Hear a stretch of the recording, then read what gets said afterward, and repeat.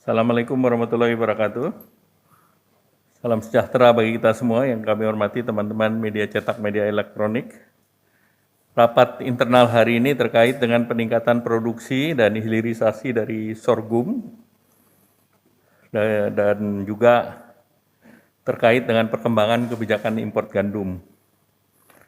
Dari arahan Bapak Presiden bahwa saat sekarang realisasi pengembangan sorghum saat ini masih luas tanamnya sampai di bulan Juni ini sekitar 4.355 hektar dan tersebar di 6 provinsi dengan produksi 15.243 ton atau dengan produktivitas 3,63 ton per hektar.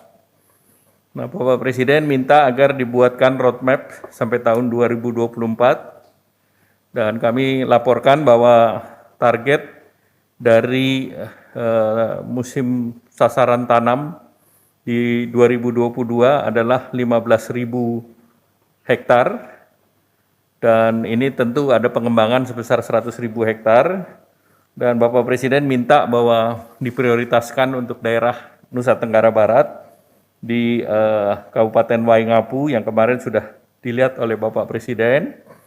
Dan di tahun 2023 dipersiapkan lahan sejumlah 115.000 hektar dan di tahun 2024 sebesar 154.000 hektar. Dan tentu luasan tersebut akan terus dipersiapkan oleh Kementerian Pertanian dan juga Kementerian LHK. Dari segi sorghum sendiri,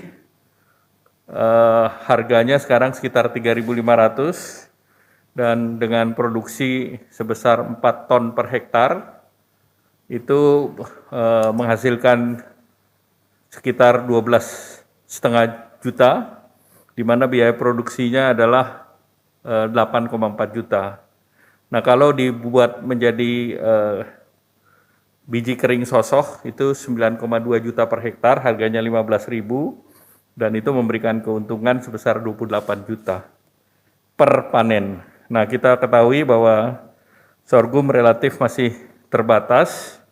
Oleh karena itu arahan Bapak Presiden bahwa pilot project ini harus diintegrasikan juga dengan peternakan sapi dan juga tentunya dari batang pohon sorghum ini bisa juga untuk selain untuk makan ternak, bisa juga dengan bioetanol. Nah, tentu Bapak Presiden melihat kebutuhan jagung itu selalu meningkat, yaitu 11,8 tahun ini, dan kita monitor ada 9 negara melakukan pelarangan gandum, yaitu Kazakhstan itu sampai 30 September, Kyrgyzstan, India sampai 31 Desember, yang sampai 31 Desember adalah India, Afghanistan, Algeria, Kosovo, Serbia, dan Ukraina. Dengan demikian tentu kita harus mengembangkan tanaman pengganti ataupun substitusi dari gandum. Nah, Indonesia tentu punya beberapa alternatif selain sorghum, itu bisa juga dari tanaman sagu dan singkong. Oleh karena itu arahan Bapak Presiden seluruhnya perlu dipersiapkan agar kita punya substitusi dan diversifikasi dari produk tersebut. Nah, Bapak Presiden juga minta kepada Kementerian Pertanian untuk menyiapkan alsintan dan menyiapkan ternak sehingga ekosistem daripada sorghum itu bisa terbentuk di Kabupaten Waingapu dan Kementerian Perekonomian akan mempersiapkan roadmap-nya. Sekaligus juga perlu disiapkan oleh Kementerian BUMN dan ESDM agar kesiapan untuk pengembangan bioetanol. Namun tentu ini kita harus mendorong bahwa kapasitas luasan lahan yang diperluas, kontinuitas produk, dan juga mendapatkan off-taker. Nah, salah satu off-taker yang dipertimbangkan oleh pemerintah adalah industri pakan ternak, di mana industri pakan ternak sekarang bahan bakunya 50% jagung dan 50% protein lain. Dan tentu dari protein lain ini salah satunya sorghum bisa dijadikan untuk off-take untuk pakan ternak. Nah, tentu terkait dengan penugasan lain dari BRIN diharapkan bisa terus mengembangkan varietas sorghum dan Kementerian PUPera untuk mempersiapkan kebutuhan air dalam bentuk irigasi ataupun embung di wilayah klaster pertama yang dicoba NTB. Dan dalam klaster pertama tersebut diharapkan dalam 100 hari ini bisa menghasilkan, bisa dievaluasi dalam 100 hari karena tanaman ini adalah tanaman yang sifatnya 3 bulanan. Dan memang kita akan memperluas wilayah di Waingapu. Demikian, terima kasih. Ya, pertanyaan 1. Selamat siang Pak, Fajar dari Tempo. Pertama mau tanya soal model bisnis dengan petani yang mengembangkan nanti di Waingapu ini akan seperti apa ya Pak? Apakah koperasi atau bentuknya seperti apa? Atau pendanaan? Terus yang kedua tadi off-takernya kan baru perusahaan pakan ternak ya Pak. Sementara sorghum kan juga ditargetkan oleh Presiden pengganti gandum untuk konsumsi gitu. Nah apakah sama sekali belum ada off-taker untuk industri mamin gitu ya? Terima kasih. Ya, pertama untuk off-taker sudah ada 8 industri kecil dan menengah yang selama ini menjadi tradisional market daripada sorghum. Dan dengan kondisi saat sekarang yang lahannya sekitar 4.000 hektar, tentu produksinya masih sangat terbatas. Nah, oleh karena itu target Bapak Presiden dari 4.000 hektar kan produksinya hanya 15.000 ton, kira-kira 4 kali. Nah, industri off-take yang sekarang untuk makan minuman terutama ini kan free gluten dan harga tepungnya untuk membuat sorghum itu butuh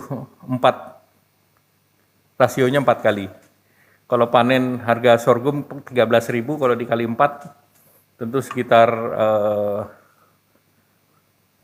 52 ribuan sehingga harga tepungnya antara 60 sampai 70 ribu, 50 sampai 70 ribu. Nah sekarang kalau tepung singkong harganya sekitar 9 ribuan dan sagu juga 9 ribuan. Kalau tepung terigu sekitar 12 ribuan. Nah tentu tepung sorghum ini menjadi niche product karena dia gluten free. Sehingga ini ada premium di pasar. Nah oleh karena itu off-taker dari industrinya juga akan dibangun sesuai dengan jumlah lahan yang diperluas. Tahap pertama targetnya 30.000 ton dulu di NTB. Di NTT, nah sesudah itu ditingkatkan menjadi 100.000. Nah baru industrinya kita ekskalasi lagi. Baik, silakan. Izin Pak dari Koran Kompas Pak, selain substitusi gandum tadi ya Pak ya dengan sorghum gitu Pak, langkah-langkah pemerintah menghadapi kenaikan inflasi seperti apa ya Pak ya, apalagi di tengah kenaikan tingkat suku bunga di AS ya Pak ya. Makasih. Ya tentu kita lihat inflasi kita meningkat, namun kita lihat beberapa harga akan turun juga. Walaupun kita lihat harga tepung terigu akan turun di kuartal pertama tahun depan. Kemudian beberapa komoditas juga relatif sudah turun, termasuk minyak goreng. Dan tentu yang utamanya adalah daya beli. Nah, kita masih menjaga inflasi kita saat sekarang masih di sekitar kemarin diumumkan di 4,9, namun kita lihat pertumbuhan ekonomi kita masih sedikit di atas 5%. Besok BPS akan mengumumkan pertumbuhan ekonomi di Q2. Tapi pemerintah dengan indeks keyakinan konsumen juga baik dan PMI di 51,3, kami optimis angkanya di atas 5%. Baik. Terima kasih. Satu lagi, ya. Pak Erlangga izin dari kompas.com, izin bertanya terkait dengan pandangan ekonom yang kemarin menyatakan kalau misalnya tahun depan ada potensi untuk inflasinya itu di Indonesia naik gitu. Dan kenapa? Inflasi di Indonesia diperkirakan akan naik menurut para ekonom. Kemudian ekonom juga menyarankan kalau misalnya kenaikan inflasi potensinya harus disosialisasikan kepada masyarakat gitu, supaya tidak menimbulkan gejolak sosial. Nah, apa langkah pemerintah Pak? Mungkin akan sosialisasi atau bagaimana gitu? Ya, tentunya kita akan melihat ada beberapa komponen. Komponen yang menaikkan inflasi adalah komoditas pangan dan komoditas energi. Dan sampai saat sekarang kan pemerintah masih mempertahankan daya beli untuk komoditas-komoditas tersebut.